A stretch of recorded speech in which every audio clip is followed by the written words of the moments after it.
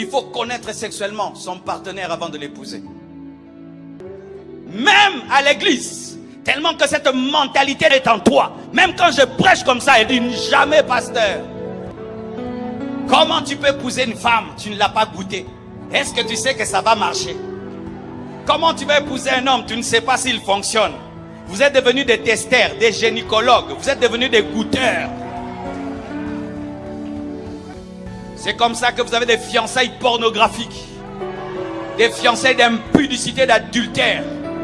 Le jour du mariage, vous n'êtes pas pressé d'aller dormir parce que vous avez déjà tout fait. Des mariés qui dansent jusqu'à 4 heures du matin, qui ne sont pas pressés. Et quand on leur demande de s'embrasser, ils s'embrassent comme des professionnels parce qu'ils ont déjà tout fait. Oh, je te parle, je te parle, je te parle, je te parle. Pourquoi une culture que nous avons maintenant, qu'il faut chercher à savoir? Parce que peut-être qu'il est impuissant, peut-être qu'il est frigide, peut-être que ça ne va pas marcher, peut-être que. Et même quand on est chrétien et qu'on nous prêche la sainteté, qu'on nous dit que Marie était vierge et Joseph ne l'avait pas connue, tu dis Yuma de Yuma, Joseph vraiment Yuma.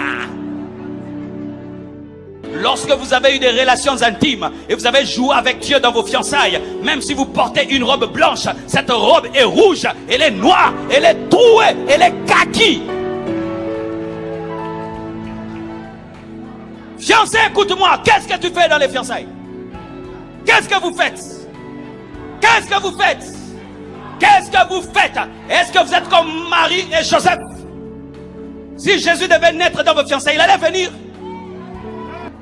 Si Jésus devait naître dans vos fiançailles, il allait trouver un Joseph qui a déjà déviergé Marie. Oui, tu as pris la virginité de ta fiancée, n'est-ce pas? Tu l'as déjà fait avorter combien de fois? Tu as déjà avorté combien de fois dans tes fiançailles? Des mariés qu'on appelle fiancés. Des mariés qu'on appelle fiancés. La Bible nous dit que Joseph n'avait pas connu Marie. Je vous donne le verset. Il y a toujours des gens qui demandent le verset. Prends les versets. Luc 1, 26 à 27. Prends les versets, toi qui aimes les versets. La Bible dit, au 6e mois, l'ange Gabriel fut envoyé par Dieu dans une ville de Galilée, appelée Nazareth, auprès d'une vierge fiancée. Dites vierge fiancée. Dites vierge fiancée. Dites vierge fiancée. À un homme, pas une femme.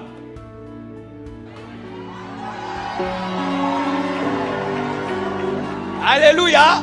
Pas à une femme. Donc avec quelqu'un qui a la capacité de prendre la virginité mais il n'a pas prise. De la maison de David, nommé Joseph, le nom de la vierge était Marie. Si Marie n'était pas vierge, elle n'allait pas enfanter Jésus.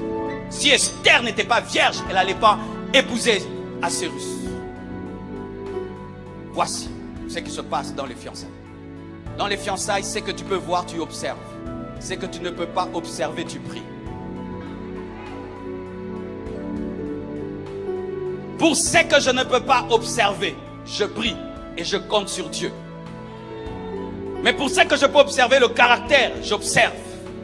Mais la sexualité, je n'observe pas parce que je ne peux le faire, je prie. Mais vous, là où vous devez prier, vous observez. Là où vous devez observer, vous priez.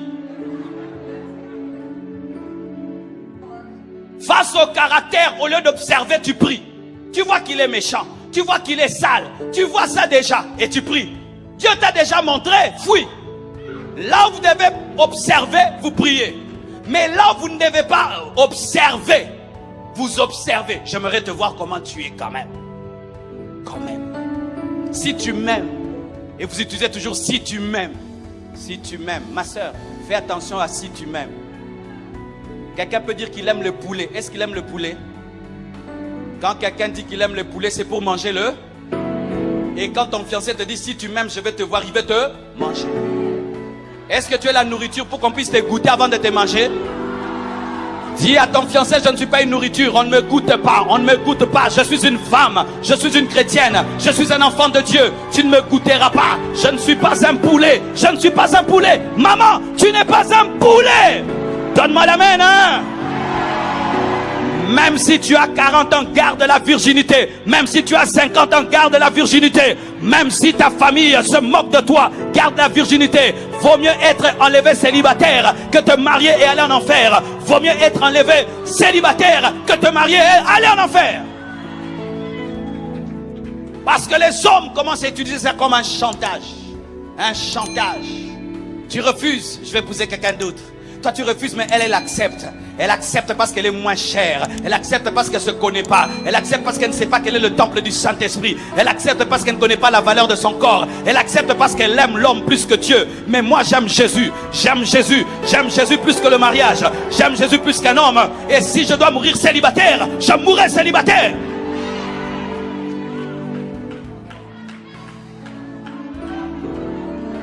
Des forteresses qui sont dans les hommes la plupart des temps. La plupart, ce sont les hommes qui ont cette forteresse plus que les femmes. Les femmes ne cherchent pas à savoir avant. Maintenant, il y a des femmes bizarres qui cherchent à savoir aussi. Des femmes testeuses. Mais la plupart des temps, ce sont les hommes. C'est pourquoi, femmes, soyez fortes. Refusez, résistez, refusez, résistez. Car qu'est-ce qui te prouve que cet homme va t'épouser? Il va te goûter, il va goûter ailleurs. Et puis il part avec ton histoire, avec ton CV. Et il va raconter, tu passes la fière. Elle a un bouton ici. Oui, on connaît tes boutons ici, partout. Toute l'école connaît tes boutons.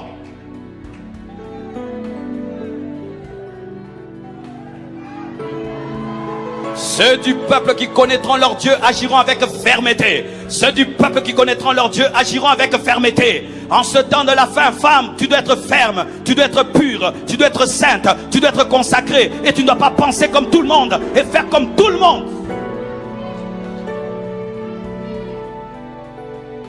Et ce que vous ne savez pas, je l'ai enseigné une fois, c'est que lorsque vous essayez avant, ça perturbe l'observation. Ça peut être un homme qui ne va pas t'épouser, mais tu le permets de te connaître. Et à cause du plaisir qu'il t'a donné, tu l'épouses pour le plaisir. Alors que le mariage n'est pas fondé sur le plaisir. Il est fondé sur le caractère. Et tu te rends compte que le plaisir ne peut te donner le bonheur. Parce qu'il y a une différence entre le plaisir et le bonheur. Ça peut être la femme de ta vie, tu la connais comme ça, et puis tu as un dégoût. Tu as un dégoût total. Tu ne l'honores plus, tu ne la respectes pas. Parce que si vous ne savez pas, les hommes sont attirés par le mystère. Et lorsque tu découvres ta fiancée avant le temps, quand tu brises le mystère, tu cesses de l'honorer, de la respecter.